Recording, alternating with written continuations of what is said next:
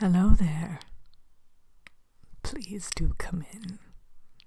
I don't bite too hard.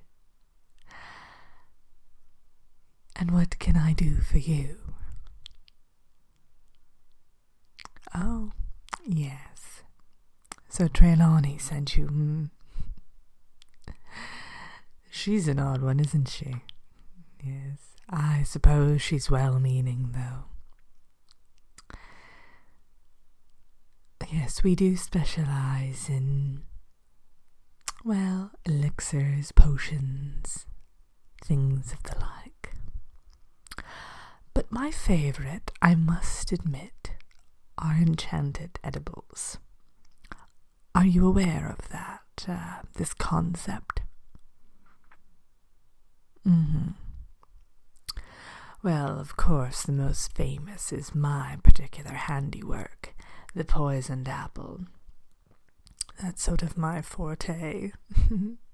Not to toot my own horn, toot toot.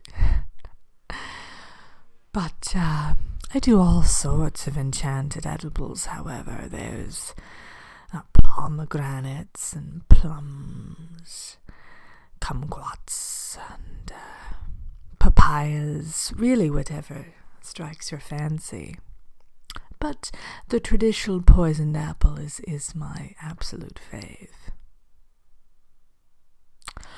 But let's not talk so much about the fruit at this point, and more about what you're trying to get out of this.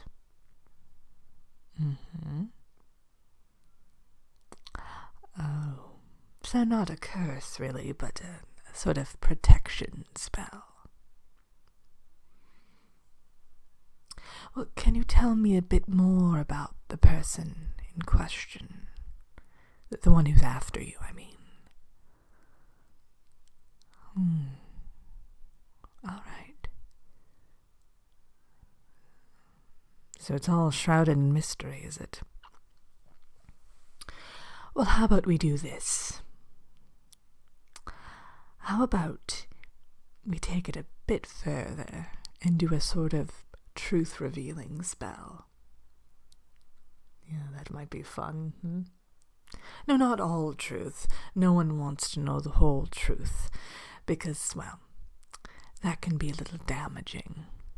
But we'll kind of have a focal point, shall we? And make it so that this mysterious stranger of yours has to reveal themselves. Oh, good. I'm glad you're in agreement. How I typically do things is I have everything pre-made in these bottles here. Yes. So what I'll do is I'll just work a bit of my magic, literally, and we'll enchant something, imbue it with a sort of protection/revelation spell.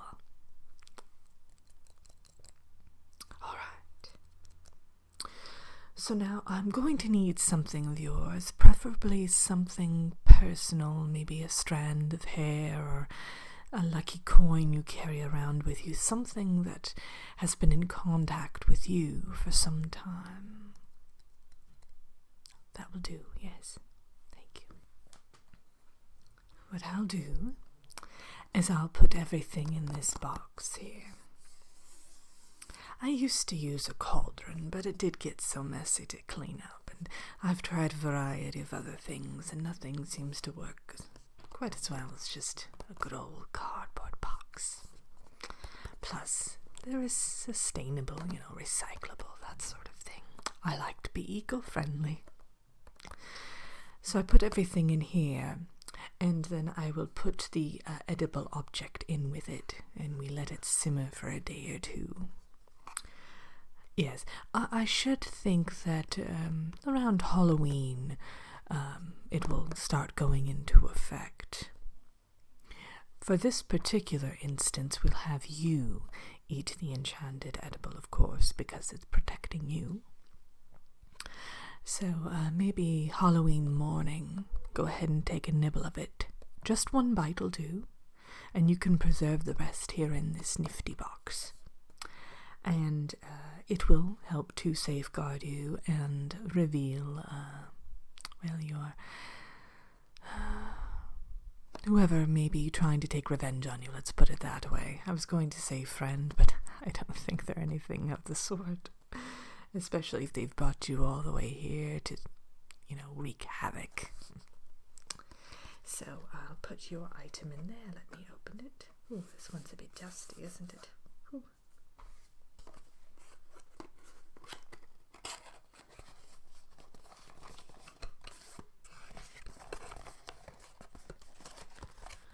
Okay, so can you hand me your item, please?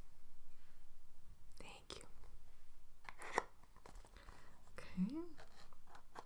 Make sure there's a little mechanism here, so we make sure everything ends up down in the box. Yes. All right. What else? Maybe a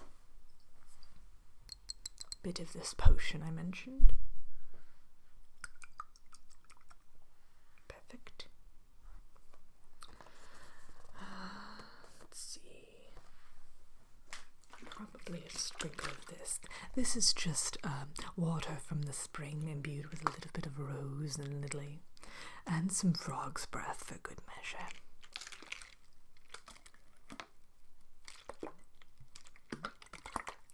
Perfect. Then what enchanted edible would you like? I have some delicious blackberries, some cherries, blueberries. I'm very big on the berries this time of year for some odd reason. I also have some pumpkin bites and things like that.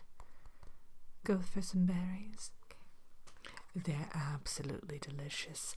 I actually grow them in my back garden year round. Oh, by way of magic, of course. Alright, let's put a few of them in there. And I'll close up the box.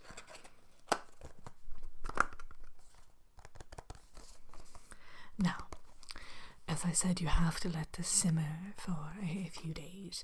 I'd say 2 to 3 days, but yes, it will be ready by Halloween morning.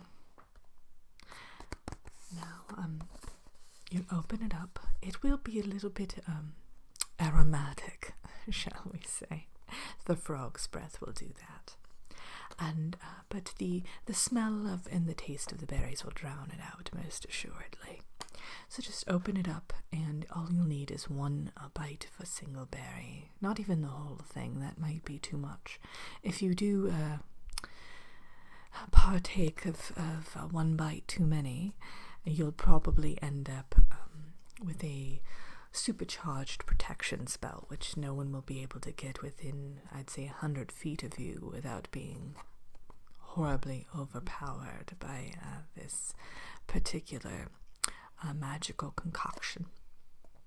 Yes, they'll probably fall ill or just faint unexpectedly. Some might even perish, so do be careful. And like I said, you can preserve the rest. Now, is there anything else I can do for you, though? Would you like some, I don't know, enchanted brownies or... No. Well, yes, well, in the form of payment. Usually I just ask for something very simple, such as, I don't know, 1 day from your life, or maybe just a small fraction of your soul, something like that. Oh yes, you see, your soul is not an entire, how do I put it? Think of it as a puzzle. And there are many different pieces, and people can purchase shares of your soul, so to speak. Yes.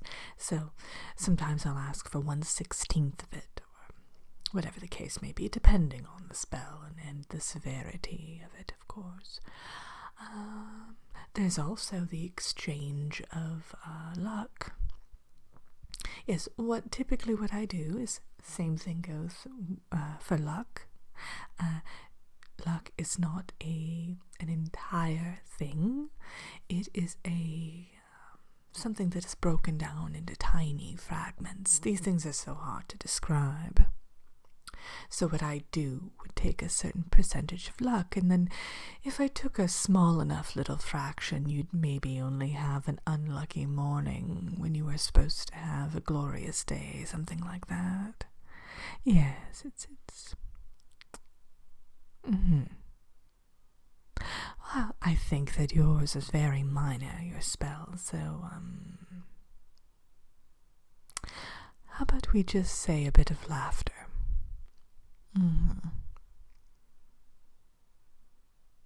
Oh yes, laughter is a hot commodity around here.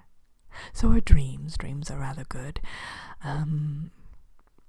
Luck, that's going by the wayside a bit. It's depreciated in value, I think.